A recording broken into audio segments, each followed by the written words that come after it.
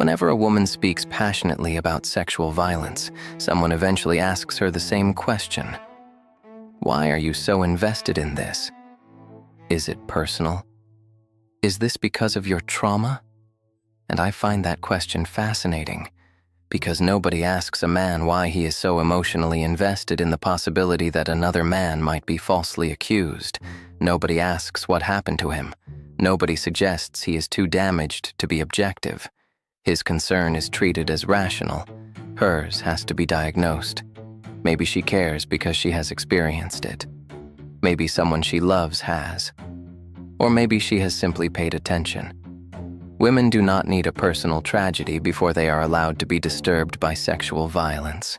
They do not need to submit their trauma history before their anger becomes valid. And yet, every discussion about rape eventually gets dragged toward false accusations. Not because false accusations do not matter. They do. Deliberately accusing an innocent person is cruel, destructive, and should carry consequences. But look at the imbalance. One false accusation becomes a story people repeat for decades. It becomes proof that women lie. It becomes a warning against believing victims. Meanwhile, rape kits sit untested for years. Women report assaults. They endure examinations. Their bodies become evidence. And then that evidence is placed in storage and forgotten. Where is the same outrage? Where are the endless discussions about the innocent women denied justice? Where is the concern for the offenders left free to hurt someone else?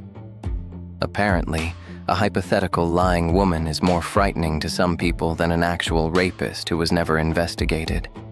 Then we hear, but he says he was falsely accused. Of course he does. An innocent man will deny an accusation. A guilty man will deny it too. A denial is not evidence. Confidence is not evidence. Being calm is not evidence. Sounding convincing is not evidence. Rapists do not suddenly become reliable witnesses because they say, "I didn't do it." That is why we investigate. We take the report seriously. We treat the person reporting it with dignity. We protect the legal rights of the accused. We collect evidence. We test it. We follow it wherever it leads. That is not blind belief. It is refusing to begin the investigation by assuming the woman is lying. And perhaps we should be honest about what false accusation often means in public conversation. Sometimes it means the allegation was disproven, but sometimes it simply means there was no conviction. The case was dropped. There was not enough evidence. The victim froze. She delayed reporting. She stayed in contact with him. She changed a detail. None of those things automatically mean nothing happened. A justice system failing to prove a crime is not the same as proving the accusation was invented. So when a woman cares deeply about this subject, stop treating her concern like a psychological symptom.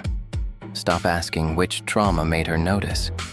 Maybe the better question is why so many people can look at the scale of sexual violence, the abandoned evidence, the failed investigations, and the women carrying the consequences, and remain completely detached. Why is her anger suspicious? Why is your indifference considered reasonable? Why does she have to explain why she cares? Why don't you have to explain why you don't?